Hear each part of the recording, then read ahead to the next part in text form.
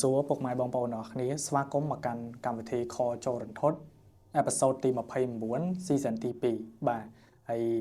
នឹងហើយយើងខានជួបគ្នាជាមួយនឹងកម្មវិធីខចូលរបស់យើងដូចជាមួយវីដេអូតែមួយវីដេអូដោយសារមួយវីដេអូមុនគឺខ្ញុំរៀបរាប់សាច់រឿងដែលខ្លួនឯងអញ្ចឹងណាហើយដោយដែលខ្ញុំបានបញ្ជាក់បងប្អូនកាលពីវីដេអូមុនអញ្ចឹងខ្ញុំមានទាំងការបកស្រាយដោយខ្លួនឯងរួមជាមួយនឹងការខចូលពីបងប្អូនប្រិយមិត្តរបស់យើងហើយថ្ងៃនេះដូចជាបងប្អូនបានឃើញហើយក៏ដូចជាពាក្យដែលខ្ញុំបានសន្យាកាលពីវីដេអូមុនអញ្ចឹងគឺវីដេអូក្រោយខ្ញុំនឹងរៀបយន្តអីចឹងណាដើម្បីបង្ហាញនៅវប្បធម៌ខ្មែរយើងនៅក្នុងវីដេអូមួយនេះបាទហើយមុននឹងចូលទៅដល់សាច់រឿងគឺខ្ញុំសូមបញ្ជាក់អំពីអត្ថន័យនៃយន្តទាំងអស់នេះគាត់ថាខ្ញុំអត់បានបញ្ជាក់ឈ្មោះទាំងអស់ទេដោយសារតែកុំឲ្យខាតពេលវីដេអូយើងច្រើនអញ្ចឹងចាំពេលឆ្លៀតពេលវីដេអូក្រោយៗខ្ញុំនឹងបញ្ចូលម្ដងមួយព្រោះអត្ថន័យនៃយន្តដែលនៅលើផ្ទាំងខាងក្រោយទាំងពីរនេះគឺមានអត្ថន័យច្រើនអញ្ចឹងផ្ទាំងដែលនៅដៃនឹងខ្ញុំខាងនេះគឺព្រោះបើសិនជាមើលជាវីដេអូអាចនឹងដៃឆ្វេងតែពេលដែលបង្ហាញនេះវានៅខាងស្ដាំទេយន្តនេះគឺខាងមហាអំណាចហើយចំពោះយន្តខាងឆ្វេងនេះគឺតកតងជាមួយនឹងការបញ្ជានៃគ្រោះក៏ដូចជាការពីអំពើអំព័ន្ធអីចឹងណាបាទហើយចំពោះប្រភេទយន្តខ្ញុំសូមវាថាមានបទពិសោធន៍ចែកជូនទៅដល់បងប្អូនបន្តិចចុះចំពោះការសាក់ក៏ដោយបងប្អូនពេលដែលសាក់នៅលើខ្លួនឬក៏យកយន្តចូលមកក្នុងផ្ទះយើងកុំភ្លេចសាកសួរទៅកាន់គ្រូដែលយើងយកយន្តនឹងមកផងថាឆ្នាំខែយើងអាចប្រើជាប្រភេទយន្តណាបានខ្លះដោយប្រភេទឆ្នាំរបស់ខ្ញុំអញ្ចឹងខ្ញុំអាចប្រើបានតែប្រភេទយន្តមហាអំណាចឬក៏យន្តការពារអីចឹងណានឹងអាចប្រើយន្តអីផ្សេងបានទេនិ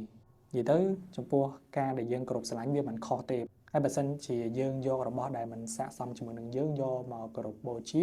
វាអាចនឹងនាំអន្តរាយដល់ខ្លួនដែរនៅកន្លែងនេះបើសិនជាតកតងជាមួយនឹងអបិយជំនឿហើយខ្ញុំគ្រាន់តែចង់បញ្ជាក់បន្តិចទេបាទហើយវីដេអូនេះគឺជួបជាមួយនឹងបងរក្សាដែលគាត់គឺជាអធិដែលធ្វើបទចម្រៀង rap ខ្ញុំជឿថាបងប្អូនប្រកាសជាស្គាល់គាត់ហើយហ្នឹងហើយឥឡូវកុំឲ្យខាតពេលវេលាយើងច្រើនយើងជួបជាមួយនឹងបងរក្សាទាំងអស់គ្នាតែម្ដងហើយមុននឹងចូលទៅដល់វីដេអូកុំភ្លេចជួយចុច like លើវីដេអូនេះម្នាក់មួយហើយបើសិនជានៅក្នុង Facebook កុំភ្លេចជួយចុច share ម្នាក់មួយផងបងប្អូនបាទតោះ let's go ហ្នឹងហើយជំរាបសួរបងបាទបងជំរាបសួរបាទហ្នឹងហើយបាត់បងមួយរយៈធំអី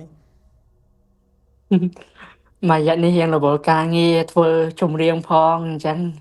រៀងរវល់ប៉ុន្តែឥឡូវនេះឆ្លៀតពេលយប់ឡើងចំណៃអញ្ចឹងបងបាទនៅបងប្អូនប្រហែលជាស្គាល់បងរក្សាហើយដោយសារកាលមុនខ្ញុំ live ពេលដែលខ្ញុំ live ចឹងគាត់ខចូលដល់ចឹងទៅខ្ញុំអាចបានដាក់ link channel របស់គាត់នៅក្រោមវីដេអូអញ្ចឹងវីដេអូនេះខ្ញុំដាក់ link channel របស់គាត់នៅខាងក្រោមវីដេអូបងប្អូនកុំភ្លេចចូលទៅជួយ subscribe គាត់ម្នាក់មួយផងហើយស្ដាប់បទចម្រៀងគាត់ម្នាក់មួយផងហ្នឹងហើយដែលគាត់គឺជាម្ចាស់បទជីវិតតស៊ូឯបងអីម្ចាស់បទក្តីសម័យបងក្តីសម័យនៅក្តីសម័យច្រឡំចុងហើយខ្ញុំឃើញបងប្អូនមួយចំនួននៅក្នុង Facebook នេះស្គាល់ខ្ញុំដែរអញ្ចឹងណាឆាតសួរឲ្យ share tag ឈ្មោះខ្ញុំទាំងពេញហ្នឹងហើយបងដោយសារតែពេលហ្នឹងខ្ញុំបានផុសវីដេអូគាត់នៅក្នុង Facebook ដែរអញ្ចឹងណាបងប្អូនបាទអញ្ចឹងបើសិនជាបងប្អូនចង់ស្ដាប់នៅក្នុង YouTube នេះក៏បានស្ដាប់នៅក្នុង Facebook ក៏បានដែរហ្នឹងហើយអញ្ចឹងបងថ្ងៃនេះមានប្រហែលរឿងដែរដើម្បីចែកម្លែកដល់បងប្អូនយើងថ្ងៃនេះខ្ញុំមាន4រឿងដែលចង់ចែកម្លែកទៅបងប្អូនដែលគាត់បានស្ដាប់អញ្ចឹងណាហើយរឿងនេះគឺរឿងមិត្តភ័ក្ដិខ្ញុំដែលខ្ញុំមិត្តភ័ក្ដិខ្ញុំគាត់ជួបអញ្ចឹងទៅហើយរឿងខ្ញុំមានមួយរឿងទេអញ្ចឹងណាបងបាទបងបាទអូខេឥឡូវកុំឲ្យខាតពេលវេលាយូរយើងចូលទៅកាន់សាច់រឿងតែម្ដងទៅបាទឥឡូវនេះខ្ញុំលើករឿងមិត្តភ័ក្ដិខ្ញុំនិយាយមុនគេហើយរឿងខ្ញុំចាំទី2ចាំនិយាយរឿងខ្ញុំផ្ទាល់អញ្ចឹងណាបាទកាលមុនហ្នឹងមិត្តភ័ក្ដិខ្ញុំក៏ធ្លាប់និយាយដែរតាក់ទងជាមួយនឹងខ្មោចលងខ្មោចគឺថាគាត់មានទម្ងន់លងគាត់អញ្ចឹងណាហើយខ្ញុំក៏អត់សូវចាប់អារម្មណ៍ទេដល់ពេលខ្ញុំមកការ៉េអញ្ចឹងទៅហើយខ្ញុំឃើញបងធ្វើរៀងធ្វើអញ្ចឹងទៅខ្ញុំឃើញបង live អញ្ចឹងទៅខ្ញុំនិយាយទៅខ្ញុំនឹកឃើញមិត្តភ័ក្ដិខ្ញុំដល់ពេលខ្ញុំនឹកឃើញមិត្តភ័ក្ដិខ្ញុំខ្ញុំចាប់តែនឹកឃើញរឿងដែលគាត់ធ្លាប់និយាយប្រាប់ខ្ញុំកាលហ្នឹងជំនាន់ហ្នឹងគឺ2019ក៏ធ្លាប់2015ទៅ2015ទៅ2015ក៏ធ្លាប់ប្រាប់ខ្ញុំអញ្ចឹងណាថាគាត់ធ្លាប់ខ្មោចលងខ្មោចអីអញ្ចឹងទៅហើយពេលល្បីដែរពេលហ្នឹងនៅភូមិហ្នឹងហើយដល់ពេលខ្ញុំនឹកឃើញដល់ពេល2025ទៅខ្ញុំឃើញបងនិយាយរឿងនិយាយអីទៅខ្ញុំធ្លាប់និយាយ វីដេអូមុនហើយខ្ញុំធ្លាប់ឃើញហើយខ្ញុំអត់ទៅចាំទេខ្ញុំចាំតិចហើយអាការមួយថ្ងៃខ្ញុំខលសួរគាត់ហ្មងថាសាច់រឿងហ្នឹងបែបម៉េចគាត់និយាយប្រាប់ខ្ញុំអញ្ចឹងណា បាទ ឥឡូវនេះខ្ញុំលើកមកនិយាយអញ្ចឹងណាបងហើយឥឡូវចាប់ផ្ដើមនិយាយហ្មងទៅកុំឲ្យខាត់ពេលយូរ ហ្នឹងហើយតែឥឡូវសុំកាត់បងបន្តិចបងកុំភ្លេចជួយបញ្ជាក់អំពីទីតាំងផងតែបើសិនជាបញ្ជាក់អត់បានក៏អីដែរកន្លែងហ្នឹងណាបាទ អត់អីបងប្រាប់បានតា បាទបាទ សម្រាប់សាច់រឿងនេះគឺនៅខេត្តតាកែវគឺនៅភូមិខ្ញុំផ្ទាល់ហ្មងហើយនៅម្ដុំផ្ទះខ្ញុំដែរផ្ទះខ្ញុំនៅគៀនវត្តអញ្ចឹងណាឥឡូវខ្ញុំនិយាយចូលសាច់រឿងមកបងដោយសារតែ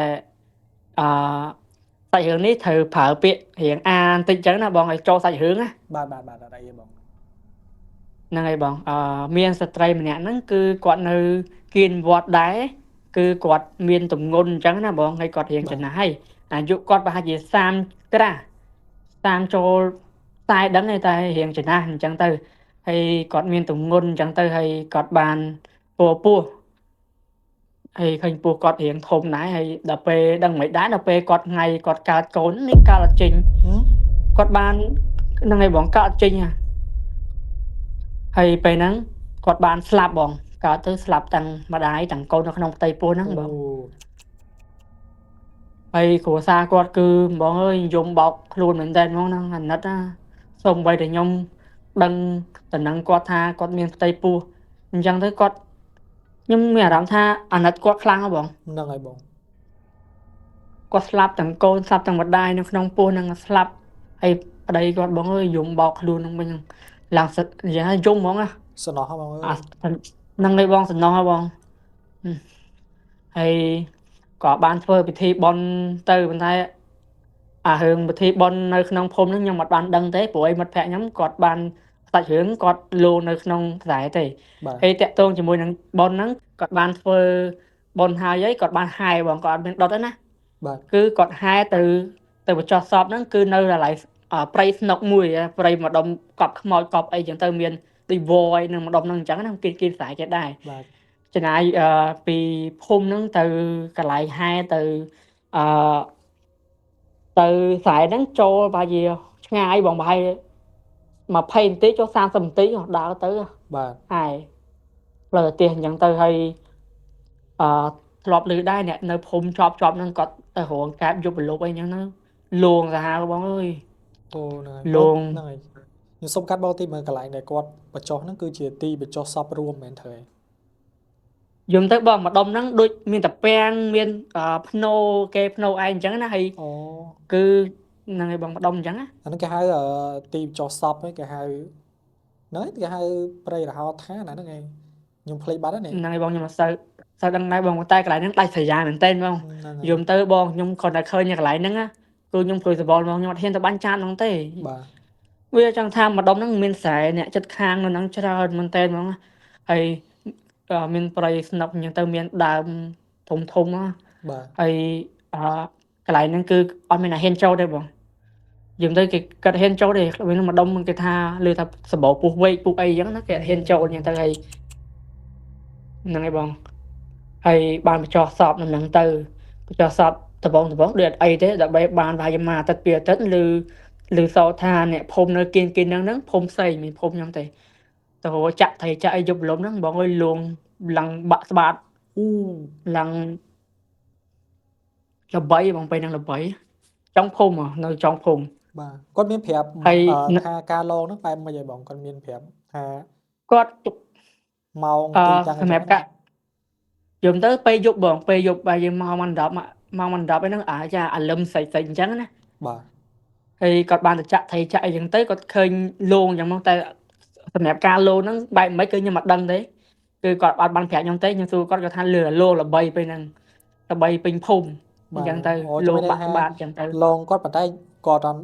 បានប្រាប់អំពីហេតុការណ៍នឹងច្បាស់ហ្នឹងហើយបងហើយចង់ថាមិត្តភក្តិខ្ញុំហ្នឹងគាត់ឈ្មោះជាបងគាត់ឈ្មោះជាហើយគាត់ដឹងថាខ្មោចហ្នឹងលងគាត់លងអ្នកភូមិដែរប៉ុន្តែគាត់និយាយថា50បងគាត់ដូចគាត់មិនសូវជឿមួយឪពុកគាត់មិនសូវជឿទេហ្នឹងហើយពេលយប់ហ្នឹងហើយពេលយប់អាចជាម៉ោង7ពីអ្នកឪពុកគាត់បានចាក់ត្រីតាំងពីភ ភូមិមួយទៅដល់ភូមិមួយអញ្ចឹងទៅដើរចាក់ត្រីបានហើយដល់ពេលភ្លេចមើលម៉ោងដូចម៉ោង10ចាក់ដល់ម៉ោង10ហើយក៏ឃើញគាត់រៀងដូចគាត់ដឹងគាត់ថាគាត់ដឹងអាកន្លែងហ្នឹងវាធ្លាប់ខ្មោចលងណែអញ្ចឹងណា ហ្នឹងហើយ គាត់ញ៉ាំមកបងគាត់ថាគាត់ចាក់បានត្រីច្រើនណាស់ពេលហ្នឹងដោយសារតែម្ដុំហ្នឹងគឺអត់ទៅមានណាគេហ៊ានទៅចាក់ទេព្រោះអីឆ្ងាយពីភូមិណាបើសិនជាដើរទៅហ្នឹងបង30នាទីទៅ20នាទីយូរណា បាទ ជួយយ៉ាងវាឆ្ងាយបើសិនជាយើងជិះម៉ូតូអីវាលឿនចឹងទៅក៏ដើរចាក់មានបឹងមានអីចឹងទៅហើយអត់មានភូមិទេដូចថាបឹងដាច់ស្រយាលអញ្ចឹងណា ហ្នឹង ហ្នឹងហើយបងក៏ដើរចាក់ត្រីមួយឪពុកគាត់នឹងពីរអ្នកពុកគាត់ហើយក៏ចាក់បានស្រាប់តែភ្លេចខ្លួនណាបងអោនចាក់ហ្នឹងភ្លេចខ្លួនដល់កន្លែងហ្នឹងបើនៅហើយក៏គាត់ក៏អត់សូវចាប់អារម្មណ៍ទៀតដល់កន្លែងគេបញ្ចុះសពហ្នឹងណា បាទ គឺហ្នឹងហើយបងគាត់បានចាប់អារម្មណ៍ហើយក៏ស្រាប់តែឃើញត្រីទូកមួយគាត់ថាគាត់ឃើញច្បាស់ណាស់ក៏អត់មានប្រភេទភ្នែកទេគាត់ចាំងពលច្បាស់ណាស់បងអើយប្រព័ន្ធកាផ្លូវត្រីទូក អូ គេណាកន្លែងភ្នំគាត់ថាគាត់ភ្ញាក់ផ្អើលបងត្រីទូកប៉ុនកាផ្លូវ បាទប៉ុនកំ plei មនុស្សចាស់យើងហ្នឹងបង បានបងធំគាត់ថាគាត់ឃើញគាត់ធំមែនទេឡើងខ្មៅហ្មងបង ចូលភេទ ហើយ របស់ហើយ ហ្នឹងហើយបងប្រហែលជាអញ្ចឹងហើយបងអើយគាត់ងាឆ្នយហ្នឹងចាក់ជាប់កណ្ដាលក្បាលហ្មងដល់ពេលចាក់ជាប់គាត់ថាលឹកក្រឹបរាវទៅបងចាំង7លេងដុំឈើហ្មងបងអើយ អូ គាត់ថាគាត់បោកភ្នែកធំហ្មងគាត់ថាវាមិនដែលណាឃើញត្រីទូកប៉ុណ្ណានេះយកឆ្នោតទៅចាក់ហ្នឹងចាក់លិចឯណាតែឃើញដុំឈើវិញគាត់ថាដំបូងហ្នឹងឃើញវាហាយលោកខ្វែស្កប់មកកន្លែងហ្នឹង បាទ តែពេលចាក់ទៅលេខគោលឈើគាត់ថាឡើងព្រួយសបល់បងគាត់ចាក់ភ្លាមមកគាត់ថាខ្យល់ណក់ទឹកមកបងឡើងព្រួយសបល់បងហើយដល់ពេលបងអាចមើលគាត់ថាជាដល់ពេលគាត់ចាក់ហ្នឹងហើយគាត់បានរាវហ្នឹងបងឃើញដុំឈើប្រកបមែនហើយស្រាប់តែនឹកតក់អីគេទឹកតក់ហ្នឹងណាបងតែខ្យល់បក់មកវូគាត់ងើទៅលើបងអើយអង្គុយពេលកូននៅលើហ្នឹងហ្មងគាត់ថាគាត់ច្បាស់មែនទេហ្នឹង ពីរោម គាត់បងហើយទៅមកគាត់ចាំង7ទៅមើលបងអើយភ្នែកប៉ុណ្ណានេះលៀនស្ដាប់ឡើងចង់3ម៉ែត្របងខ្ញុំនិយាយមែនណាគាត់ពេលហ្នឹងគាត់និយាយប្រាប់ខ្ញុំមកទាំងគាត់វាពិបាកនិយាយបង បាទ គាត់ចាំឲ្យបងពុកគាត់បែរដឹងមែនឃើញអញ្ចឹងបងគាត់ឃើញដែរពុកគាត់រត់ចោលគាត់បាត់ហ្មងរត់ចោល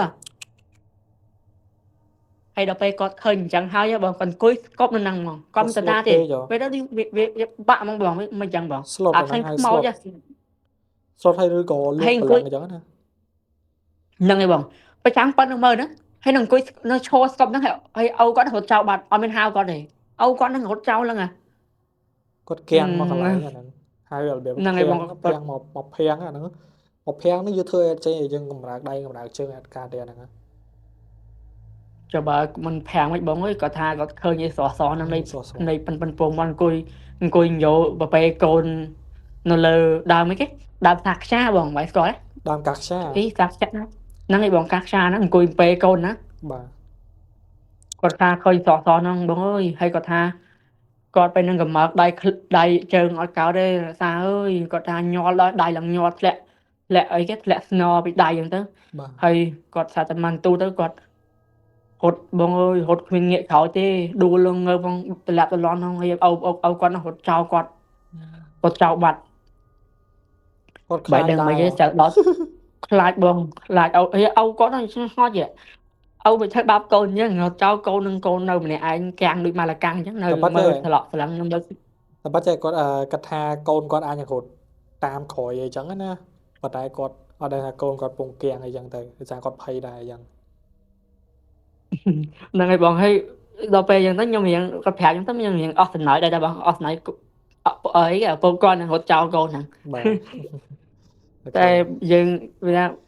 វិបាកទូលយកបងឪគាត់ឃើញស្រស់អញ្ចឹងគាត់ឃើញតែស្មាកូនគាត់រត់តាមក្រោយគាត់អញ្ចឹងណា បាទ គាត់ដឹងដែរ ហ្នឹងហើយ បើមិនគាត់ដឹងអញ្ចឹងគាត់រត់មកយកកូនហើយគាត់មិនចោលកូនទេតែគាត់ដឹង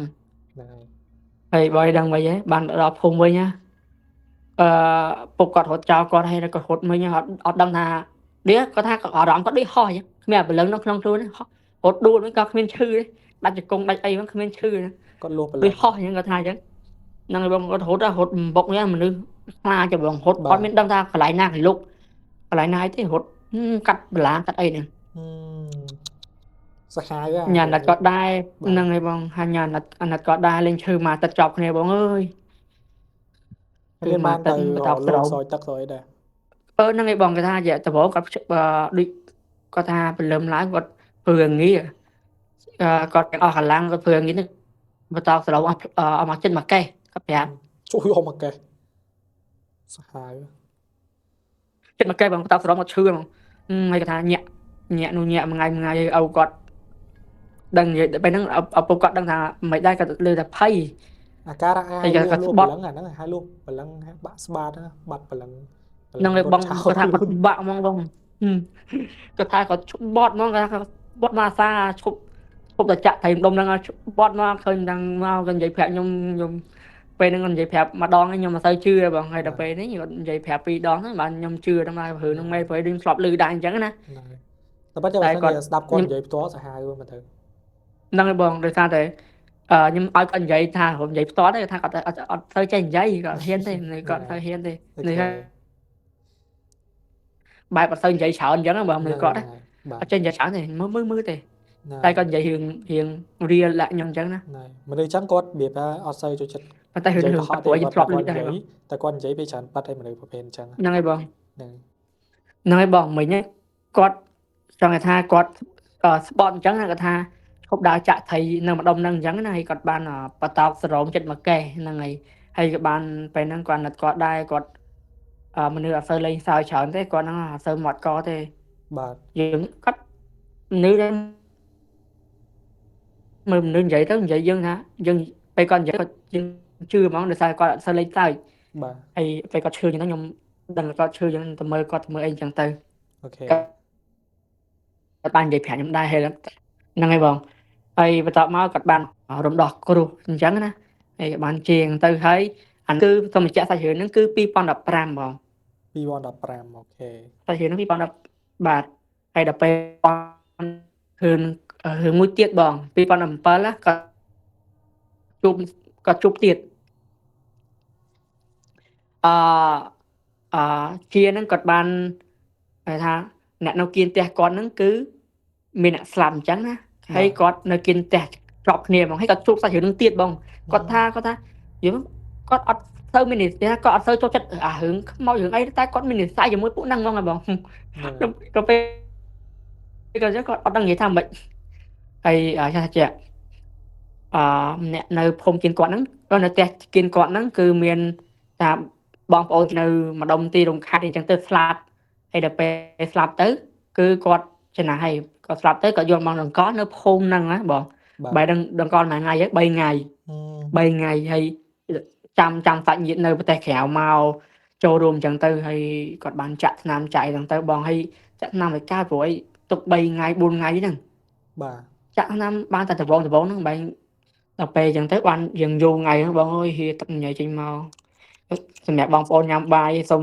ស្កប់សិនហើយក៏ម្លងសិនទៅសុំតោផង ហ្នឹងហើយ ពេលសាច់រឿងនេះតិចដែរសុំទោស បាទ គឺគាត់ហៀទឹកញ៉ៃមកហៀមកតាមកន្លែងក្តារប្រឈូចិនណាបងប្រឈូហ្នឹងបិទចិត្តមែនតើបងហៀចេញមកឡើងស្អុយពេញប្រងបុនបងអើយ គេមានក្រាស៊ូក្រាលអីណោះ ចង់ថាគេក្រាលបងគេក្រាលតែហៀយូរថ្ងៃបង3 4ថ្ងៃហ្នឹងតែបងទុកដល់3ថ្ងៃទេ បាទ ដល់ពេលយូរទៅគេចាក់ថ្នាំគេអ្នករៀងធូរធាដែរអញ្ចឹងណា បាទ គេចាក់ថ្នាំចាក់អីអញ្ចឹងទៅចាក់mấyថ្នាំទុកមិនចប់ព្រោះខ្មោចងាប់យូរហើយលេងឡើង3 4ថ្ងៃមកបងប្អូនសាច់ញាតិគេមកហើយអញ្ចឹងមកហើយទៅមកហែទៅកន្លែងមកដុំមាត់បឹងគេមានដាក់ភ្នោធ្វើភ្នោធ្វើចែកដីភ្នោត្រូវភ្នោហើយសពហ្នឹងគឺអត់មានដុតទេបងគឺកប់បែបចិនណា ទីបញ្ចុះសព ហ្នឹង គេហៅម៉ង ហ្នឹងហើយបងហើយធ្វើម៉ងបងបែបធ្វើម៉ងណា ហ្នឹង ហើយគឺគាត់កប់ហ្នឹងហើយហើយមាត់ភ័ក្រខ្ញុំហ្នឹងគាត់បានចូលរួមដែរព្រោះគាត់ផ្ទះនៅក្រោយផ្ទះគ្នាហ្មងជាប់គ្នាហ្មងហ្នឹង បាទ អញ្ចឹងទៅគាត់បានចូលរួមនៅហែដែរអញ្ចឹងទៅហើយគាត់បានហែដែរគាត់ឃើញបងពេលហែកន្លងភ្នោហ្នឹង បាទ ហែ3ជុំបងឲ្យដឹងមិនហ៎គាត់ថាគាត់ឃើញហៀទឹកចេញមកបងអើយហ វាចេញមកផ្លាក់នៅភ្នូហ្នឹង អូ វាទាំងញ៉ៃ បា សព ទ ហ្នឹងណា ហ្នឹងហើយបង ហើយបាន បញ្ចុះហើយបង បញ្ចុះហើយដល់ពេលបញ្ចុះហើយអស់ ហើយសាច់ញាតិគេទៅវិញអស់ហើយសម្រាប់សពហ្នឹងគឺចាក់ស៊ីម៉ងត៍ហ៎បង ហ្នឹងហើយបង ចាក់ស៊ីម៉ងត៍ហើយ អឺ សពហ្នឹងអត់ហៀរទាំង ហៀរទឹកតិចៗហ្នឹងហូរកន្លងគៀនភ្នូហ្នឹងគឺអត់មានអ្នកគេដឹងទេណា បាទ មិត្តភក្តិខ្ញុំគាត់ឃើញហ៎បង គាត់ឃើញដឹងហូរគៀនកន្លងភ្នូអញ្ចឹងទៅ ហើយដល់ពេលយប់ឡើងអញ្ចឹងទៅនៅគៀនគេហ្នឹងមានភ្នូម៉ុងនេះមានកន្លែងណាម៉ុងដែរតែម៉ុងឲ្យវារៀងធំមានកន្លែងលេងឈូសលេងអីអញ្ចឹងណាហើយមានបងក៏តាត់បាល់អីក៏លេងឈូសអញ្ចឹងតែ3នាក់ទេ បាទ លេងឈូសនៅហ្នឹងបែរដឹងមិនយប់ឡើងប្រហែលជាម៉ោង8កន្លះណាគាត់ថាបងអើយឥឡូវហ្នឹងរៀងងឹតគាត់ថាឃើញភ្លើងពីរហ៎បងភ្លើងពីរហោះមកគាត់ថាដំបងគាត់សួរបងថាជាបងអាហ្នឹងភ្លើងយន្តហោះមែនហោះចិត្តទៅទៀតពីរទន្ទឹមគ្នាអញ្ចឹង បាទ គាត់ថាបងអាក្បាលឡើងអីភ្លើងយន្តហោះយ៉ាងណាហោះទៀបអញ្ចឹងដល់ពេលគាត់ឃើញបងអើយភ្លើងហោះទៀបទៅលេងភ្លើងព្រាយគាត់ថាភ្លើងព្រាយយ៉ាងភ្លើងព្រាយអាបហោះទៅគ្នាពីរហ្មងនៅជាប់ភូមិខ្ញុំហ្មងខ្ញុំនិយាយមែនណានៅបឹងជាប់ភូមិហោះមកពីម្ដុំព្រៃម្ដុំគេហៅថាកោះម្ដុំហ្នឹងគេដាច់ស្រយាលអញ្ចឹងណា បាទ បាជាជិះទៅហ្នឹងបាជា20នាទីជិះទៅព្រៃហ្នឹង ភ្លើងព្រាយ មានភូមិនឹងម្ដងឆ្ងាយហ្នឹងហើយបងមានហើយហោះមកទន្ទឹមគ្នាម្ដងពីរតែតែពូនបងនាំគ្នាពូនមើលបងអើយឃើញចកមវែងលាអីគេលានដាតដិតអាឡៃទឹកញ៉ៃហ្នឹងណានាំគ្នាបោកភ្នែកធំបងអើយម្នាក់ភ័យគ្រប់គ្នាលានដាតហ្មង ជូនោះសាហាវ លឹកអាទឹកញ៉ៃហ្នឹងហ្នឹងហើយបងចង់ថាជាខ្ញុំសួរមិនបងអាទឹកសពនឹងណក់ចេញណាកន្លែងហ្នឹងវាអត់ជ្រាបចូលដីបងមានពួកហ្នឹងធំក្លិនហ៎បង វាពួកហ្នឹងវាធំក្លិនអាទឹកញ៉ៃខ្មោចខ្លាញ់ខ្មោចហ្នឹងពួកវាធំក្លិនណាពួកហ្នឹងនិយាយទៅសូម្បីតែនៅឆ្ងាយមិនក៏វានៅធំក្លិនដល់ហើយវានៅរៀងឆ្ងាយដាច់ស្រយាលចេះទៀតច្បាស់ថាពួកវាប្រកាសជាមក ហ្នឹងហើយបងខ្ញុំចាមិត្តភក្តិខ្ញុំនិយាយវាឆ្ងល់ដែរណាថាចុះភ្នូនេះដូចណក់តិចទេតែពួកវាដឹងហ្មងបងវាថាយប់ឡើងមកលិតទាំងដីហ្នឹងបងអើយអាទឹកតិចហ្នឹងវាណក់លិតទាំងដីទាំងអីហ្នឹងលិតពេញមាត់វាឃើញហ្នឹងបងអើយនាំគ្នាប្រកាសគ្នាហៅមកអាភូមិមកឡើងពេញទាំងអស់ហើយស្តែតបងស្តែឆ្នស្តែអី7អីនោះនាំគ្នាឡើងល្បីហ្មងពេលហ្នឹងណា បាទ ជំនាន់នេះដូច2017 ប្រហែលជាគេគិតថាអាបមើលទៅ ហ្នឹងហើយបងនាំគ្នាថាគិតថាអាបអញ្ចឹងពីរហោះទៅគ្នាពីរអាបនេះចិត្តដាក់មកគ្នាមកទៀតណា បាទ មកម្ដងពីរថាមកមួយវាអីតែមកម្ដងពីរហ្មងមិត្តភក្តិឯង នេះចម្លែកដែរអាបមកម្ដងពីរ ហ្នឹងហើយបងហើយមិត្តភក្តិថាជួបទៀតថាអត់ចង់ឲ្យជួបទេវាមាននិស្ស័យពួកហ្នឹងហ្មងបងពួកវាថាអញ្ចឹងថាថាអើយឃើញសោះមកលេងគាត់ថាឃើញចកោមិនលៀនដាតលេគេលិតអាទឹកញ៉ៃហ្នឹងហើយយ៉ាងណាដែរ បង បាទ កាលហ្នឹងក៏អាយុប៉ុន្មានដែរ គាត់មែន បាទ ឥឡូវនេះគាត់ដូច អត់ទេ 23 24 អាការដែលគាត់ឃើញណាអាយុប៉ុន្មានដែរ ដល់យុ19 18បងប៉ុណ្ណឹង អូពងអាពេញវ័យដែររិស័យដាក់ ហ្នឹងបងប្រហែលអញ្ចឹងព្រោះគាត់ពេលហ្នឹងគាត់ប្រកែ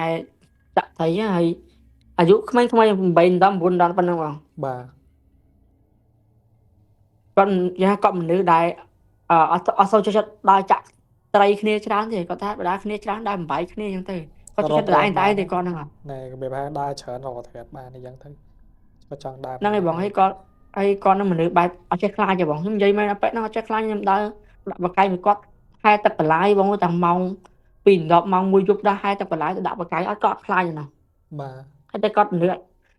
អត់ដែរជួបទេបងដល់ពេលគាត់ជួបគាត់ថាគាត់បាក់ហ្មង ហ្នឹងហើយមនុស្សយើងចឹងតែពេលដែលអត់ខ្លាចអត់ជឿដល់ពេលឃើញម្ដងគឺបាក់ជាងអ្នកដែលគេលប់ឃើញទៀត សំបែខ្ញុំក៏មិនដែរជួបទេបងដើរមួយទៅគាត់មិនដែរជួបអីផងដើរ2 10ម៉ោងហើយងើបដាក់បកាយនៅគិនបឹងតាំងម៉ោង5ងើបម៉ោង4ម៉ោង5អីហ្នឹងងើបទៅហែទឹកបន្លាយបងអើយមើលបកាយដែរជួបបង ហ្នឹងហើយ ហើយហ្នឹងហើយបងសម្រាប់សាច់រឿងហ្នឹងគឺគាត់បាននិយាយប្រាំតែប៉ុណ្្នឹងទេ បាទ ហើយដល់ពេលអញ្ចឹងទៅគាត់ឡើងបានជួបរហូតហើយឥឡូវគាត់ ហ្នឹងហើយ ហ្នឹងហើយបងមិនដែរសាច់រឿងមួយនេះ តែហ្នឹងគឺអែមអញសាយស្ដាប់ឲ្យស្លងអារម្មណ៍មែនតើជាពិសេសខ្ញុំសម័យឃើញទស្សនភាពអាកន្លែងអាបវាទៅលិតទឹកញ៉ៃហ្នឹងទឹកខ្មោចហ្នឹង ហ្នឹងហើយបង ហ្នឹង យកពួកហ្នឹងវាដឹងក្លិនហ្មងបងហើយភ្នោហ្នឹងបើសិនជាមិនបោះចោះបើមិនចាក់សាបពួកវាកាយទៀតណា ណាសូមបញ្ជាក់សួរបងបញ្ជាក់ឲ្យមើលតើតើជាមួយនឹងការស្លាប់របស់គាត់ហ្នឹងគាត់ស្លាប់ដោយសារតែជំងឺឬក៏បែបម៉េច គាត់បែបជំងឺបងព្រោះគាត់ចាស់ហើយណា អូ ព្រោះខ្ញុំអត់សូវដឹងថាជាបែបជំងឺព្រោះគាត់ចាស់តែ បាទអូខេនេះគឺជាសាច់រឿងទី1បងប្អូនកុំភ្លេចខមមិនខាងខមមកបើសិនជាចាប់អារម្មណ៍ហើយឥឡូវមកខាត់ពេលវេលាយូរយើងចូលទៅកាន់សាច់រឿងទី2បងតែម្ដងទៅ សម្រាប់សាច់រឿងទី2ហ្នឹងគឺរឿងខ្ញុំផ្ទាល់ខ្លួនហ្នឹងហើយការពេលហ្នឹងគឺ2016 15ដែរពេលហ្នឹងគឺខ្ញុំបានបួសជាព្រះសង្ឃហើយខ្ញុំបានបួសតាំងវ័យក្មេងខ្ញុំថាពេលហ្នឹងគឺខ្ញុំមាននិស្ស័យជាមួយនឹងព្រះពុទ្ធមែនតើបង បាទ ស្រឡាញ់បងយើងកូនស្រីលោកណាយើងបួសបានភាសាពេលហ្នឹងបង ពេលហ្នឹងជាបងខ្ញុំបួសអត់បានយូរទេដោយសារតែអត់មាននិស្ស័យ ហ្នឹង ឥឡូវចូលសាច់រឿងនិយាយហ្មងទៅតាក់ទងជាមួយនឹងបួសហ្នឹងបងព្រោះអី ហា ខ្ញុំធ្លាប់បួស2ដងបងឥឡូវជាដំបូងហ្នឹងគឺខ្ញុំបានជាកូនស្រីលោកទេហើយខ្ញុំរៀនទី6ទីអីចឹងទៅទី6ទី7ពេលហ្នឹងរៀនទៅអត់សូវផ្ដោតលើរៀនការសិក្សាប្រហែលទេគាត់ថាវាយ៉ាងដង ពេលឃើញលោកបិណ្ឌបាតអីហ្មងចង់ធ្វើកូនស្រីលោក បាទ ដើរបនបានដើរអីចឹងរៀនធយអីបងពេលហ្នឹងខ្ញុំឆាប់យើឆាប់ធយហ្នឹងឆាប់ចេះណាបងលោកសូត្រតែប្រហែលដងហ្នឹងចេះសូត្រតាមលោកចេះធយច្រើនដល់ពេលសម្រាប់ចិត្តថានិយាយចាស់ហើយបួសសងគុណនិយាយទៅហើយយើងថាយើងមាននិស្ស័យជាមួយនឹងពុទ្ធអីចឹងទៅយើងបួសនឹងពុទ្ធសាសនាយើងបានបួសបងហើយពេលបួសដបងហ្នឹងបាន2ថ្ងៃចង់ឲ្យថាខ្ញុំពេលហ្នឹងដបងខ្ញុំឃើញភិក្ខុលោកគ្រូគាត់ចេះថាពេលយើងបួសហ្នឹងគាត់មានច្បងចពោមួយគាត់បានឃើញគាត់សូត្រណាបង បាទ គាត់សូត្រធម៌ហើយគាត់យកប៊ិចហ្នឹងខ្វើហ្នឹងគូអាកន្លែងហង្ស័កយើងហ្នឹងក៏ច្បងជីវរហ្នឹងគូអសរយ័ន្ត បាទ ខ្ញុំឃើញគាត់គូយ័ន្តនៅគេហ្នឹងហើយសូត្រផ្លុំដល់ពេលបងដល់ពេលខ្ញុំបានគឺគាត់បានសូត្រហើយអស់គាត់បានពាក់មកខ្ញុំអញ្ចឹងណា បាទ ហ្នឹងហើយពេលបានពាក់ហើយអស់ជាប្រសងអីពេលហ្នឹងបាន2ថ្ងៃក្រោយក៏3ថ្ងៃបងវារហូតឡើងចង់ថាតាំងពីប្រកេះដល់ចុងជើងគឺរហូតមកផ្ទុះពេញហ្នឹងបងឲ្យមើលបងខ្ញុំដល់ពេលអញ្ចឹងទៅបងខ្ញុំពិបាកហ្មងចង់ថាអាម៉ោះបងឡើងទទួលអាម៉ោះបងដូចថាដូចតកោរ៉ូអញ្ចឹងតែនេះមិនមែនទេអានេះចង់ថាយើងញិចមួយហត់តែរហូត3ញិចមួយហត់4ហ្មង អានេះហៅកាត់អាត់តែយើងមានទឹកដកទីហ្នឹងហើយក្អាត់បងហ្នឹងអាកាត់ក្អាត់ហ្នឹងប៉ុន្តែអានេះវាថាវាមិនក្អាត់ទេវាលើសក្អាត់ចឹងទៀតហ៎បង ហើយ វាដឹងគាត់ ទៅ ថា ជាស្រែងជាអីវិញជារើមជាអីវិញចឹង ហ្នឹងហើយបងខ្ញុំថាច្បងចំពោះខ្ញុំគក់ហើយតាឡើងស្អាតភ្លើងហ្នឹងតែវាចង់ថាវាពាក់ទៅវារ៉ូលហ៎បង បាទ វារ៉ូតាំងពីអាកន្លែងកន្លោះដៃឡើងពងខ្ទុះពេញហ្នឹងអស់បងអើយពេលហ្នឹងញោមយាយហ្នឹងគាត់អាណិតចៅវ័យក្មេងបួសអញ្ចឹងទៅហើយអត់បាយល្ងាចទៀត បាទ ហ៊ានធយអីហ្នឹងទៀតផ្ទុះពេញដៃបងអើយយប់ឡើងគ្មានបានសឹងទេទៅពេទ្យទៅអីចឹងទៅគឺលេបថ្នាំអត់បាត់ទេបងអត់បាត់ហ្មង បាទ បាយហ្នឹងបាត់ពេលណាហ៎ ពេលណា ពេលហ្នឹងបួសបានប្រហែលជាពេល3ខែពេលហ្នឹងបាន3ខែពេលហ្នឹងដូចចូលភាសាជុំចូលភាសាទៅឈឺធ្លាក់ខ្លួនឈឺបតោស្រោមច្រើនណាមើលអត់ជាទេធ្លាប់តែមើលគ្រូយកយ៉ាងណាយើងថាយាយគាត់ជឿអញ្ចឹងទៅគាត់ទៅមើលគ្រូអញ្ចឹងទៅហើយនៅតែខាត់ហ្នឹងដល់ពេលបាយហ្នឹងមែនសឹកវិញបងជាអូតូបន្តិចហ្មង មានចម្លែកដែរ មកចាំមើលទេបងសឹកវិញជាយកហ្មងសឹកវិញគ្រាន់តែយើងថាយើងមិនមែនថាអត់លេបថ្នាំទេគ្រាន់តែយើងលាបបន្តិចបន្តួចទៅបាត់យកខ្លួនឯងអញ្ចឹងណា បាទ ជាដល់សឹកថ្ងៃហ្នឹងហើយបងហើយដល់អាហ្នឹងលើកទី1បងលើកទី2ប្រហែលជា2015ចូល2016ហើយដល់ពេលរៀងយូរហើយ2018 2019ទៀតបួសមួយថាទៀត បាទ ហ្នឹងហើយបងខ្ញុំបួសមួយថាទៀតបួសមួយថាហ្នឹងបងអត់មានរោអីទេ ប៉ុន្តែអត់មានរោលេទេប៉ុន្តែធ្ងន់ហ្មងបង មិនវិញបង ធ្ងន់ធ្លាក់ខ្លួនឈឺទាំងហ្មងធ្លាក់ខ្លួនឈឺធ្ងន់ហ្មងបើកម្មាក់ដៃកម្មាក់ចត់រួចចឹងពេលហ្នឹងឥឡូវសម្រាប់ធ្លាក់ខ្លួនឈឺហ្នឹងខ្ញុំលើកនិយាយចង់ថារឿងថាដល់ពេលបុះហ្នឹងបងខ្ញុំពេលហ្នឹងឆ្លាញ់ធរហ៊ានធរពេលហ្នឹងលោកមុនគាត់បានបួសយូរភាសាអញ្ចឹងទៅខ្ញុំហ៊ានធរមួយថ្ងៃមួយមីបងឆ្លាញ់ឆ្លាញ់ចង់ចេះដែរយើងយកអារម្មណ៍ថាយើងឆ្លាញ់ជាងពីបេះដូងអញ្ចឹងយើងចង់ចេះអញ្ចឹងយើងបដោតទៅលើធរអញ្ចឹងណា នឹងយកអារ ច ម្ម ង់ ណ៍ ធ្វើម៉េចចង់ហ៊ានចេះហ្នឹងហើយបងទៅសេអក្សរមកខ្ទង់ពេលហ្នឹងដូចសកេកម្មមេចររូបេអញ្ចឹងទៅធរសុកនោះណាទៅសេមកខ្ទង់យន្តទិញធរហ្នឹងហើយពេលហ្នឹងបងយប់ប្រលប់មកប្រហែលជាមិនដល់ពេលដល់អត់មានខ្លាចទេម្នាក់ឯងមានភ្លើងធូបមួយហ្នឹងដុតទៅទិញភ្លើងធូបអស់មួយដើមមិនចូលគាត់វិញអញ្ចឹងណា បាទ ខ្ញុំអង្គុយគិនភ្នោហើយគេចោះសពហ្នឹងអង្គុយគេហ្នឹងតាំងចិត្តថាយើងជាប្រសងអញ្ចឹងយើងកុំខ្លាចញាក់ខ្លាចទេពេលហ្នឹងអង្គុយទិញយើងឆាប់ណារៀនធម៌មួយថ្ងៃមួយមេដល់ពេលយើងចេះធម៌អញ្ចឹងទៅគ្រូជាគេនាំយើងទៅបនច្រើនអញ្ចឹងទៅបងតែចាស់គាត់សើអញ្ចឹងណាយើងទុំបួសសោះហើយយើងចេះធម៌សូត្របានមួយអ្នកលោកគាត់បួសយូរភាសាអញ្ចឹងទៅហើយពេលហ្នឹងបានទៅបនសពនៅភូមិខ្ញុំ ហ្នឹងហើយ ហ្នឹងហើយលោកមួយទៀតខ្ញុំសុំប្រាប់ឈ្មោះគឺឈ្មោះវុធីដូចឈ្មោះបងអញ្ចឹង បាទ ហ្នឹងហើយបង ឈ្មោះដូចបងដែរលោកវុធីគាត់បានបួសយូរភាសាហើយគាត់ហ្នឹងឥឡូវគាត់សឹកបាត់ហើយ បាទ ហើយសម្រាប់សាច់រឿងនេះគឺរៀងរន្ធត់ដែរថាมันគួរឲ្យជឿដំបូងហ្នឹងគឺគាត់បានទៅបន់សពជាមួយនឹងខ្ញុំគឺនៅបន់គេនៅភូមិហ្នឹងអញ្ចឹងទៅពេលហ្នឹងហាយអស់ហើយឡើងទៅសោតពណ៌នៅលើមេនហាយអស់ហើយគាត់បានអីគេខ្ញុំភ្លេចបាត់នេះមានក៏មានប្រឡងដែរតែប្រឡង ប្រឡង គេបានសោតហ្នឹងហើយបងគេបានសោតធរហាយអស់ដឹងទៅពេលហ្នឹងសោតធរហាយអស់ហើយពេលហ្នឹងតាអាចារ្យដឹកប្រឡងហ្នឹងគឺមកកត់ទុកគាត់ដាក់កន្លែងថាដាក់ប្រឡងដាក់ស្គរដាក់អីចឹងណាបងមិនដុំហ្នឹងណានៅមុខគាត់លោកវុធីហ្នឹងអញ្ចឹងណា ហ្នឹងហើយ ទុកនៅមុខហ្នឹងបងហ្នឹងហើយបងហើយពេលហ្នឹងគឺបនសពគឺ2នៅភូមិហ្នឹងមួយនៅភូមិជាប់ហ្នឹងមួយអញ្ចឹងទៅវាជូនគ្នាចៃដន្យអញ្ចឹងណា បាទ អញ្ចឹងប្រឡងហ្នឹងយកមកដល់2ហ៎បងហើយពេលហ្នឹងដូចម៉ោង7ហ៎បងម៉ោង7កន្លះហើយនៅលើកត់ហ្នឹងគឺមានតែលបងវុធីហ្នឹងជាមួយនឹងប្រជាអធិការវត្តនៅក្រោមហើយលោកវុធីហ្នឹងគឺនៅកន្លែងដៃវ៉ាន់នៅលើ2ជាន់អញ្ចឹងទៅ បាទ បើដឹងមិនហ៎ហើយប្រឡងហ្នឹងគាត់យកមកដល់ដាក់កន្លែងហ្នឹងហើយគាត់បានណាពេលហ្នឹងណាគឺគាត់ឡើងកម្មដៅមួយហើយពេលហ្នឹងគាត់បិទភ្លើងហើយអត់ឃើញភ្លើងព្រួយនៅគាត់អត់សូវបើកភ្លើងហ្មងទេ ហ្នឹងហើយ ម៉ោង7តែទៅបើកភ្លើងហើយឡើងបានប្រហែលជាពាក់កណ្ដាលកម្មដៅបងឃើញប្រឡងបងបុកគ្នាបងគាត់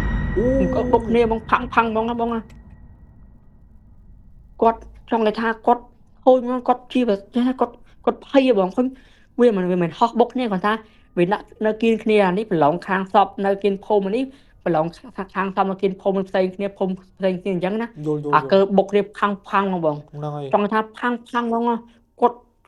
លេចមុខបងគាត់រត់គាត់ថាគាត់ចោះមកពីកាន់ដណ្ដើចោតហក់មកយកបងឡើងដួលបងគាត់ភ័យបងគាត់បុកគ្នានឹង តាក់ស្បងតែអីមកលោតមក ហ្នឹងហើយបងគាត់ចង់ថា គាត់ថាមិនគិតថាគាត់ជាបាសទេតែគាត់ភ័យបងមកយល់ហើយ តាក់ស្បងតែអី លេខឃើញវាសោះពេលលេខបោកគ្នាឡើងពេញហ្នឹងបងអើយ ហ្នឹងហើយណាគេថាលោកអត់ខ្លាចខ្មោចលោកខ្លាចខ្មោចដែរតាមលោក លោកខ្លាចខ្មោច ហ្នឹងហើយ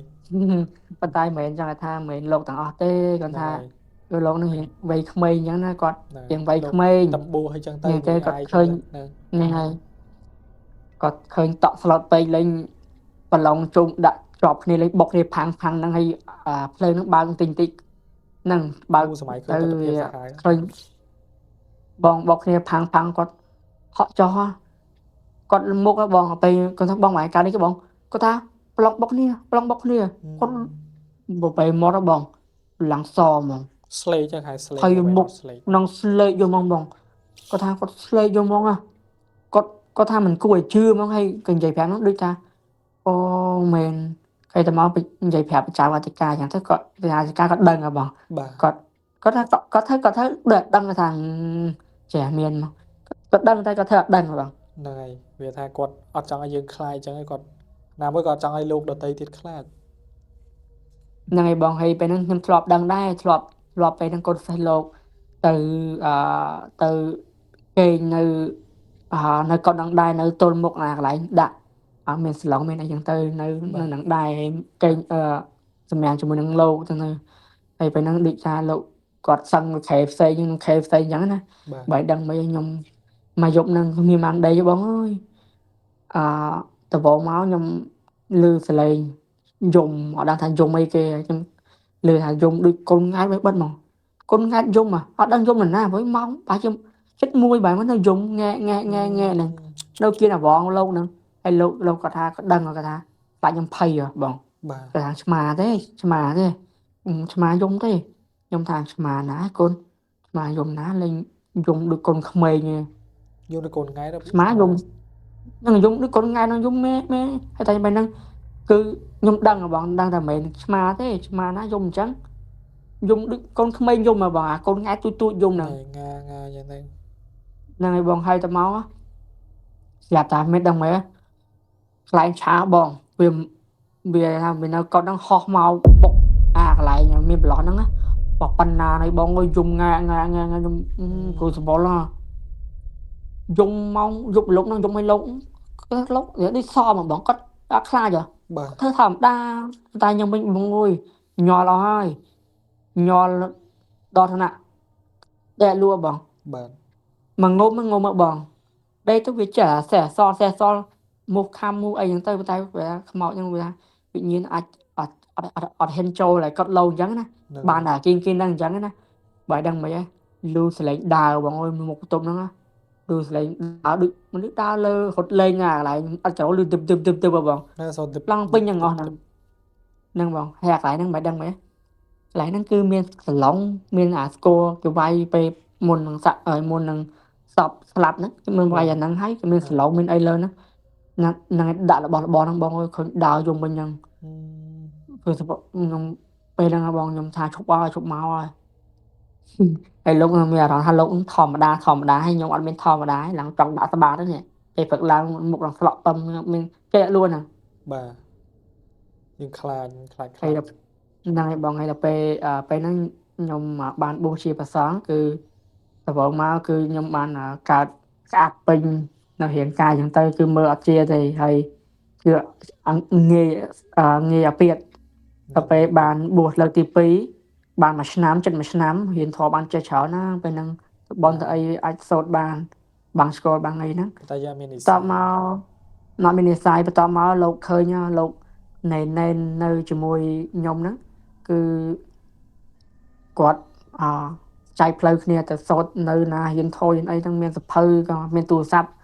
រៀនមួយខ្ទង់មានធូរអញ្ចឹងទៅក៏ឃើញណាបាទបែរហ្នឹងឃើញមែនថាកន្លែងចាត់ដីឃើញក្មេងរត់លើចាត់ដីបងវេវឃើញរត់ប្លែកគ្នាលើចាត់ដីហ្នឹងបងគាត់ថាគាត់ឃើញក្មេងរត់លេងតែគាត់ថាមានអារម្មណ៍ធម្មតាគាត់ថាគាត់លោកឯងគាត់ខ្លាចអីគាត់ថាគាត់ធ្វើឃើញធម្មតារត់ហ្នឹងបងហ្នឹងហើយទៅបងជាសម្រាប់ចាស់ជាសម្រាប់ខ្ញុំដូចវាមិនឲ្យឃើញទេបងវាមានអារម្មណ៍ថាវាអត់ភ័យទេបងខ្លាចហ្នឹងទៅអង្គុយនៅគៀនកន្លែងគេមកទៅមកចោះសពឯណាអត់មានអារម្មណ៍ថាធម្មតាគួយហ៊ានថយអីហ្នឹងវាអត់ភ័យទេបងហ្នឹងហើយគួយហ៊ានថយអីទៅហើយតំណៅបើជាបានមកខែ2ខែក្រោយស្រាប់តែធ្លាក់ខ្លួនអាពេតធ្ងន់ណាបងគេថាមកទៅយើងញ៉ាំអីវាអត់ជុះមកក្រោមបងតាមបាតអត់ជុះទេ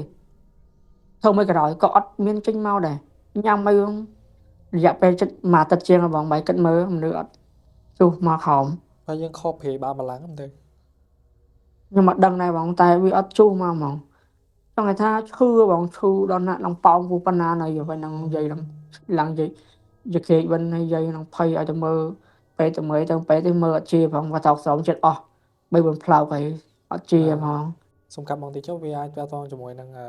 បារមីវត្តឬក៏ព្រាយបានបលាំងអីចឹងណាហ្នឹងបងប្រហែលជាអញ្ចឹងព្រោះវារៀងធ្លាប់ម្ដងអាពេលបួសដំបូងអាពេលមើលចាក់ស្នាមចាក់អីលេបស្នាមលេបអីក៏អត់ជាដែរបងបាទពេលខ្ញុំសាក់ដំបូងហ្នឹងបាទលេបស្នាមពងបាយពេញកន្លែងម្រាមដៃហ្នឹងស្រាប់តែយកឈើអាស័យដើមកសាំងឯទូច បលាសាំងអី ដើមកសាំងអូ បលា សុំ សាំ ទៅ ង ដើមក្រូចដើម អូ ក្រូចប ដើម ង ក្រូ សុំ ច ទៅ ហ្នឹង ខ្ញុំច្រឡំ ដើមក្រូចវាមានបលាដែរប យក លា ដើម ក្រូ ក្រូ ច ចហ្នឹងយកទៅចាក់ហ្នឹងបងចាក់ចូលចាក់ឡើងហើយយើងលាបថ្នាំជាខ្លួនឯងទាំងអស់ហ្មងម៉ែមើលតាំងពីសក់ដល់ចុងជើងហ្នឹងបងវេទនាណាមិនបានចេញអាមកអីដាច់សាច់ហ៎ ហ្នឹងហើយ លាបមិនក៏មិនជាដែរស្រាប់ទៅឲ្យគ្រូគាត់បានសោយទឹកសក់អីទៅហើយជូនពរជូនអីទៅស្រាប់តែជាខ្លួនឯងហ្មងបង ហ្នឹងហើយ ម៉ាក់យាយថាអត់មាននេសាយជាមួយនឹងប្រពុតទេ អូខេ អត់យ៉ាងអត់ចាំមិនមកអត់ប្រពុតទេថាវាអត់មានបុកអញ្ចឹងណាពួកកោតអញ្ចឹងណា ហ្នឹងហើយអូខេនេះគឺ ហ្នឹ ជា ងហើយបង រឿងទី2របស់គាត់បងប្អូនយល់យ៉ាងណាដែរហើយដូចជានៅសល់មួយរឿងទៀតហើយបង សល់រឿងហ្នឹងគឺរឿងមាត់ភ័ក្រខ្ញុំ បាទ ដែលគាត់ជួបហើយខ្ញុំបានសួរគាត់អញ្ចឹងណា បាទ ហើយ ដល់ សម្រាប់ នៅស សាច់ ល់ រឿង ណាដែរបង ទី1ទី2ហ្នឹងគឺរៀងព្រឺព្រួយបន្តិចហើយរឿងហ្នឹង បាទហ្នឹងហើយអូខេឥឡូវយើងចូលទៅកាន់រឿងទី3តែម្ដងទៅហើយ សម្រាប់សាច់រឿងទី3នេះគឺអត់សូវវែងទេហើយទុំកើតឡើង2025ហ្នឹងទេ អូថ្មី តាក់ទងជាមួយនឹងមិត្តហ្នឹងហើយតាក់ទងជាមួយមិត្តភ័ក្ដិខ្ញុំផ្ទាល់អញ្ចឹងណា បាទ គឺគាត់បានជួបហេតុការណ៍ពេលហ្នឹងគាត់មានប្រពន្ធគាត់គឺពពោះហើយគាត់បានប្រពន្ធគាត់ហ្នឹងគឺឃ្លានគាត់ញ៉ាំចង់ញ៉ាំជូរញ៉ាំអីអញ្ចឹងទៅសាច់អីអញ្ចឹងទៅគាត់បានដប់ទៅពេលចេញពីផ្ទះប្រហែលជាម៉ោង7ល្ងាចហ្នឹងមកដល់ទីរំខាត់ម៉ោង8កន្លះអីអញ្ចឹងទៅញ៉ាំអីយូរទៅម៉ោង10កន្លះចិត្តញ៉ាំអីអញ្ចឹងទៅភ្លេចខ្លួនហ្មងញ៉ាំមូលញ៉ាំដើរលេងអញ្ចឹងណា ចិត្តថាប្រហែលជាម៉ោង10កន្លះចូលម៉ោងបែរម៉ោង10ដល់ទីមកតាមផ្លូវហ្នឹងគឺស្ងាត់មែនទែនបែរឃើញគាត់ថាគាត់ឃើញដំបូងហ្នឹងគឺឃើញបរិសម្នាក់ពាក់កៅអៅក្រាងកដោរៀងចាយពេលហ្នឹងរៀងដាច់ស្រយាលផ្លូវហ្នឹងវាខ្សែ បាទ ដាច់ស្រយាលក៏ឃើញគាត់ដើរកាត់មុខផ្លូវហ្នឹងបងផ្លូវហ្នឹងមិនពុកគាត់ឃើញដើរធម្មតាដូចគេថាប្រហែលជាមនុស្សគេដើរវាខ្សែអញ្ចឹងណា បាទ បរិសម្នាក់ហ្នឹងដើរកាត់ធម្មតាម្ដងបែរដល់មកដល់ពេលពាក់កណ្ដាលផ្លូវដើរកាត់ទៀតគឺថាមនុស្សដែរអញ្ចឹង តែអញ្ចឹងបើចាំម៉ោង10ម៉ោងមិន10ទេណាបង បាទ គឺវាស្ងាត់មែនទេមានតែគាត់ទេដើរ2ដងណាបងគាត់ឃើញដើរ2ដងគាត់ថាមិនដែរទេដំបងជួបម្នាក់ហ្នឹងជាឆ្ងាយហើយដើរជួបដើរដំបងដើរកាត់ផ្លូវទៀតបាយមើលគាត់ថាបើគាត់ថាគាត់ជុំគាត់ថាជុំគាត់ងាកមើលកញ្ចក់នៅក្រោយអត់ឃើញសោះបងអត់មានឃើញសោះហើយនៅគេនឹងសិតតែស្រ័យហ្នឹងមិនដាច់ឃើញ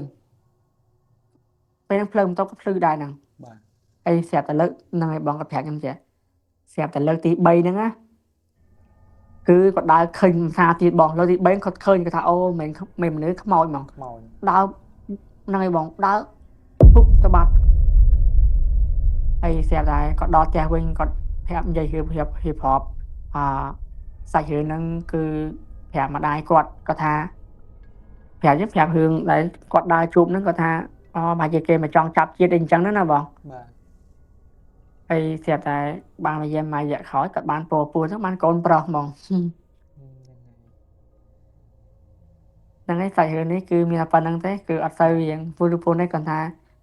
រៀងគាត់រៀងភ័យដែរថាមួយផ្លេតដើរជួប3ដងហ្នឹង យល់បងយល់ហ្នឹង ហ្នឹងតែបងដើរម្ដងទៅពេលទី2ម្ដងទៀតថាមនុស្សណាយល់ថាទីហួយហ្នឹងហើយមករហូតមកដើរមកឆ្លងកាន់ថាទៀត ហ្នឹងហើយ ញ៉ាខ្មោចហ្នឹងបង វាប្រហែលដូចគេនិយាយរឿងទុនសាយមួយដៅ ហ្នឹងហើយបង ហ្នឹងហើយអូខេនេះគឺជារឿងទី3របស់គាត់បងប្អូនកុំភ្លេចខមមិនផងវាថា ហើយ វាជាសាច់រឿងទីដូចជាទី4ទី5ឯងគាត់ថានេះវាជាទី3វិញបើរៀបជាសាច់រឿងហ្នឹងហើយ ផ្លៃទេហើយសម្រាប់ឥឡូវខ្ញុំយកឡើងមករឿងមួយទៀត បាទ តាក់ទងជាមួយនឹងជំនាញផ្ទះអញ្ចឹងណាហើយហ្នឹងគឺផ្លៃទេរឿងហ្នឹងពេលហ្នឹងគឺបនភ្ជុំពេលហ្នឹងបនភ្ជុំនៅគាត់ខ្ញុំនិយាយខ្ញុំគាត់បានដាស់ខ្ញុំថាចៅទៅបោះបាយបិណ្ឌអីអញ្ចឹងទៅដល់ពេលទៅបោះបាយបិណ្ឌហើយដល់ពេលហ្នឹងគឺម៉ោងប្រហែលជា5កន្លះហើយបងពេលហ្នឹង5កន្លះ បាទ និយាយខ្ញុំស្រាប់តែគាត់សម្រាប់នៅផ្ទះម្នាក់ឯងណាបងគាត់ឃើញគាត់ថាឲ្យមកវិញលឿនមែនគាត់ថាគាត់និយាយហៅខ្ញុំបងនិយាយហៅខ្ញុំពីម្ដងខ្ញុំអត់ឆ្លើយសោះ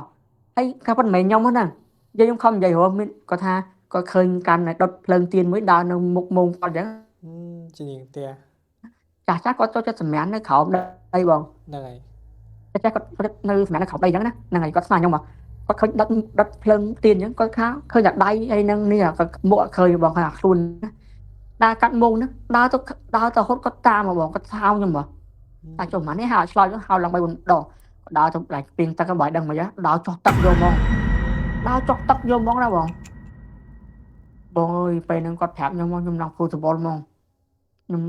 ไปนึงthay có thay giờ ô ba chỉ niệm te hay đất thì có cho đến ấy không mẹ nào tha đất បាទ thì còn mấy cái tay mình đại không mẹ nào tha cho tay chân cào ដែរមិន ពេលមានជំនាញផ្ទះដែរ ហ្នឹងហើយបង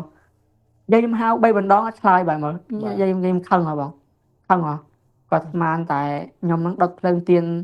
ដុតធ្វើអីនៅក្រោយផ្ទះអញ្ចឹងទៅក៏ដើរទៅប្រាប់តែចោះទឹកទៅពាំងទៅបាត់ឈឹងហ្មងគាត់ធ្វើមកវិញ សាហាវ ហើយខ្ញុំដើរហ្នឹងហើយបងហើយយាយខ្ញុំគាត់ដើរមកវិញគាត់រៀងអត់ខ្លាចទេគាត់ចាស់ហើយពេលហ្នឹងគាត់ប្រាប់តែសាច់រឿងហ្នឹងគាត់ប្រាប់ពេលហ្នឹងពេលមកវិញដល់ម៉ោងម៉ោងបានហ្នឹងម៉ោងបាយយ1កន្លះនេះមកវិញពេលតែខ្ញុំជិះផ្សារខ្ញុំត្រៀមលុយហើយពេលហ្នឹងគូស្គរលោកគូអីហ្នឹងអង្គុយលេងជាមួយលោកលេងអីចឹងទៅហើយមកវិញយាយខ្ញុំនិយាយប្រាប់ហ្នឹងខ្ញុំអត់ដឹងផងយាយខ្ញុំឡើងមកឡើងភូសវលខ្ញុំឡើងខ្លាចពេលហ្នឹង ហ្នឹងហើយ ហើយហ្នឹងហើយបងអាហ្នឹងសាច់រឿងដែលតាក់ទងជាមួយនឹងមរៀងកងវៀនផ្ទះយើងការពារយើងអញ្ចឹងណា បាទ ហើយរឿងមួយទៀតជំនាញផ្ទះដែរតែពេលហ្នឹងគឺខ្ញុំនៅរៀងក្មេងប្រហែលជាពេលណាយកខ្ញុំបាន16 15ឆ្នាំហ្មងខ្ញុំជួបផ្ទាល់គឺពេលហ្នឹងផ្ទះខ្ញុំទុំតែធ្វើទេពេលហ្នឹង បាទ ហើយស្រាប់តែខ្ញុំមកពីលេងមួយមាត់ភ័ក្រខ្ញុំវិញស្រាប់តែឃើញម៉ាក់ខ្ញុំពងអង្គុយសិតសក់នៅអាឡៃបន្ទប់ខ្ញុំអញ្ចឹងណា ឃើញសក់កន្លងវែងហើយម៉ាក់ខ្ញុំថាចំម៉ែអាណាសក់ណាចេះចំមុខម៉ែខ្ញុំតែសក់វែងម៉ែខ្ញុំសក់វែងម៉ែទៅអង្គុយសិតសក់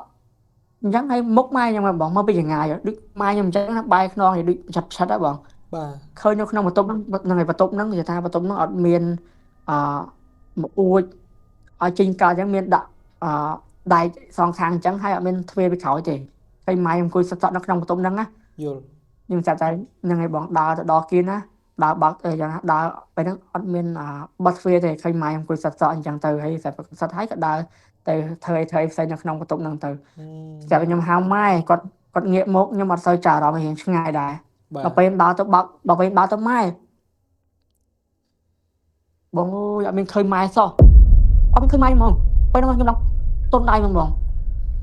វា បា ពី ច់ ស ជុំ សពេកដល់ពេលបើកទៅអត់ឃើញ ហ្នឹងហើយបង ភាំងអាហ្នឹង ហ្នឹងហើយបងខ្ញុំថាជុំហើយមិនឃើញម៉ែអត់មានឃើញម៉ែអញ្ចឹង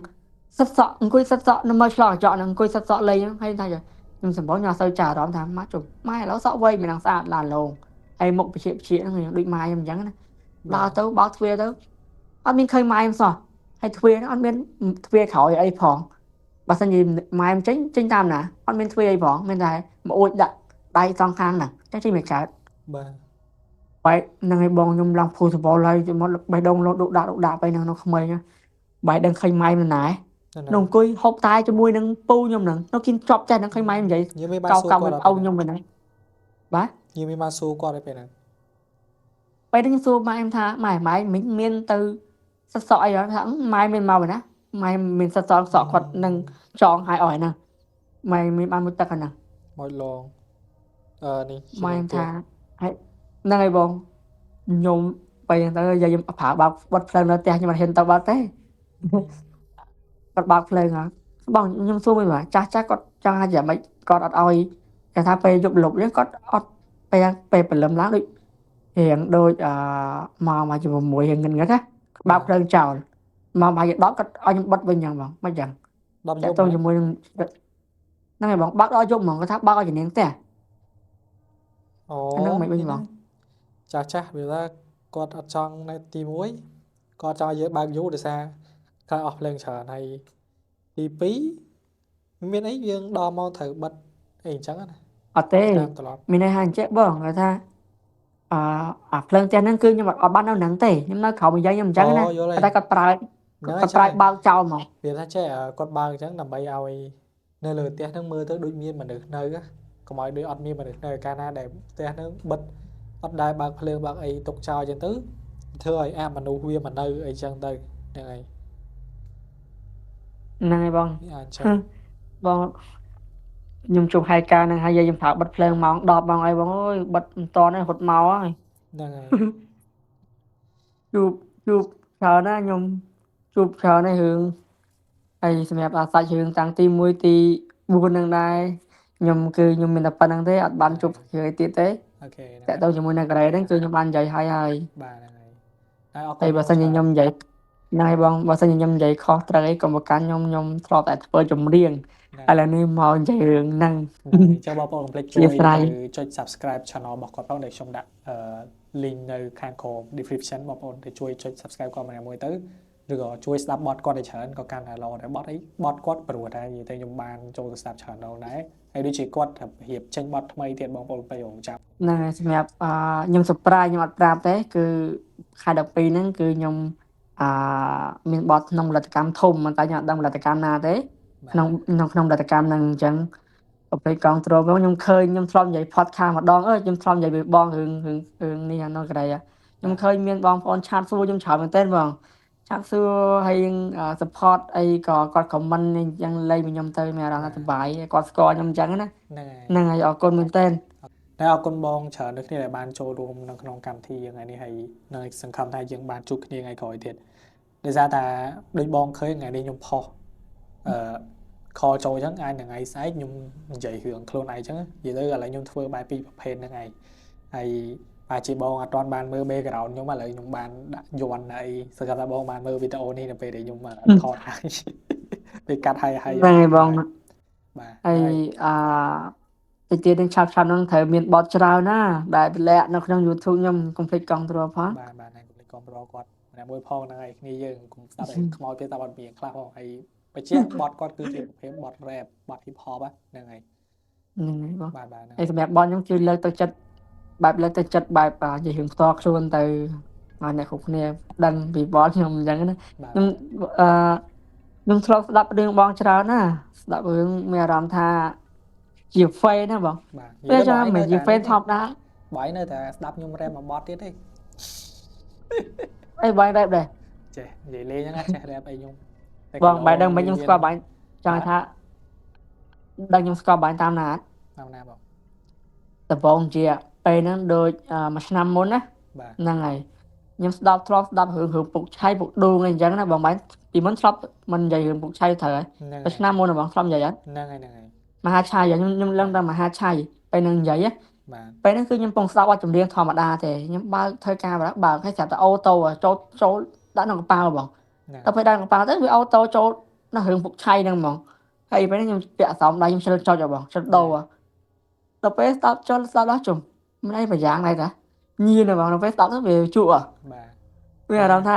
ហានិស័យ ដូចហ្នឹងហើយបងស្ដាប់ទៅដូចមានអារម្មណ៍ថាចូលហ្មងវាស្ដាប់ទៅវាចង់ស្ដាប់ទៀតអញ្ចឹងណាហ្នឹងហើយដល់ពេលស្ដាប់មករឿងហ្នឹងវាចាអារម្មណ៍រឿងហ្នឹងដែរដល់ពេលតាមដានទៅស្ដាប់មករឿងហើយមករឿងទៀតចុច subscribe ហើយហ្នឹងហើយ fan ក្នុងមួយឆ្នាំមុននេះប៉ុន្តែអត់ចេញទេ បាទហើយលឺថាតំយល់សពឃើញខ្ញុំណាណៃទៀត ហ្នឹងហើយបងខ្ញុំអស់សំណើខ្លួនឯងនេះថ្ងៃចាស់នេះយល់សពឃើញមួយថ្ងៃនៅក្នុងយល់សពឃើញនឹងនិយាយមួយគ្នាបែរពាក់បន្តាថាដូចតាអាចារ្យអញ្ចឹងណាគ្រូអញ្ចឹងណានិយាយរឿងនេះទាំងសួររឿងនេះទៅហើយខ្ញុំស្រាប់តែសួរឲ្យអស់ហ្នឹងហើយពេលហ្នឹងស្រាប់តែបែកផ្លូវគ្នាអញ្ចឹងទៅដើរទៅបាត់ហើយទៅមកលើមឡើងតកែខ្ញុំហ្នឹងហៅខ្ញុំរក្សាគូហៅបងអើយខកដីខកបាត់យល់សពទៅម៉ែការងារតែមិនទេខ្ញុំអាចនឹងទៅឲ្យប្រឡឹងឲ្យបាយចឹងណាអានេះយើងអត់និយាយវែងឆ្ងាយទេដោយសារតែពីថ្ងៃហ្នឹងមានអ្នកយល់សពឃើញខ្ញុំច្រើនបែបអញ្ចឹងដែរសារបងប្អូនអញ្ចឹងណាហ្នឹងហើយហើយបងនៅកំពង់ស្ពឺខ្ញុំនៅកែតកាជាប់ខ្ញុំតគ្នាហ្នឹងខ្ញុំធ្លាប់នៅកំពង់ស្ពឺនៅកំពង់ឆ្នាំងជាប់កំពង់ស្ពឺតាហ្នឹងហើយគាត់ថាខ្ញុំនៅតាមគាត់ខ្ញុំនៅនេះនៅបដុកផ្លូវជាលេខ3ហើយឥឡូវនេះខ្ញុំបានដូរមកនៅឆ្ងាយចឹងនៅដល់កបោលនេះហ៎សម្រាប់រឿងអីចង់ថាខ្ញុំធ្វើចម្រៀងហើយដល់ពេលខ្ញុំនិយាយរឿងនេះចង់ថាអ្នកដែលស្គាល់ខ្ញុំនៅក្នុង social media ធ្លាប់ស្ដាប់បទខ្ញុំទៅគាត់ចង់ឲ្យខ្ញុំនិយាយទៀតគាត់ឆាតមកសួរថាមិនតាច់រឿងអីនិយាយទៀតមកគាត់ចង់ស្ដាប់ហ្នឹងហើយចឹងខ្ញុំនិយាយអញ្ចឹងណាវីដេអូខលបានដែរហ្នឹងហើយបងហើយសម្រាប់សាច់រឿងនេះគឺមានរឿងតែមករឿងទេគឺខ្ញុំធ្លាប់បួសអញ្ចឹងទៅសម្រាប់សាច់រឿងដែលមិត្តភក្តិខ្ញុំគឺ គឺអត់មានថាឥឡូវអីក៏សាច់រឿងទេគឺនិយាយតែគាត់ធ្លាប់ប្រាជ្ញខ្ញុំផ្ទាល់មកអញ្ចឹងណា បាទ ខ្ញុំ បាទ ធ្លាប់ខ្ញុំតែសួរបញ្ជាក់គាត់ផ្ទាល់មកអញ្ចឹងទៅ បាទ និយាយតាមគាត់ទេ អូខេ ហ្នឹងហើយបងហើយ បាទ សម្រាប់សាច់រឿងក្រោយៗទៀតនឹងអាប់ដេតថ្មី ហ្នឹងហើយគេ ហ្នឹងហើយបង ទៅស៊ើបសួរណាគេមកបានកាន់តែច្រើនមកកាន់តែអស់ហ្នឹងហើយអរគុណបងច្រើនហើយ ដែរបង ហើយជំរាបលាបងប្អូនទាំងអស់គ្នាលេចជួបគ្នានៅវីដេអូក្រោយហើយវីដេអូក្រោយខ្ញុំមិនដឹងថាខ្ញុំនិយាយខ្លួនឯងឬក៏មានបងប្អូនយើងផ្សេងទៀតគាត់ខលចូលហើយដោយសារមានបងប្អូនយើងគាត់ខមមិនថាអូតើឈប់គាត់លឺខ្ញុំមកឈប់បងថាឈប់ខលហ៎តែតើឈប់ចែកម្លែករឿងសិនអញ្ចឹងបើស្អីបងម្នាក់នឹងបានឃើញវីដេអូហ្នឹងផ្លេចឆាតមកតាម Telegram មកនេះ QR ខ្ញុំដាក់នៅលើវីដេអូហ្នឹង QR Telegram ហ្នឹង scan មកប៉ាច់មកហើយ link នៅខាងក្រោមហ្នឹងជួយចុចមួយមកដល់មកដល់ Telegram របស់ខ្ញុំហើយអូខេជំរាបលាបងប្អូនទាំងអស់គ្នាជួបគ្នានៅវីដេអូក្រោយ បាទបងជំរាបលាណាបង បាទជំរាបលាបងដូចគ្នាហ្នឹងហើយបាយបាយបង បាទបងអរគុណបងបាយបាយ បាយបាយ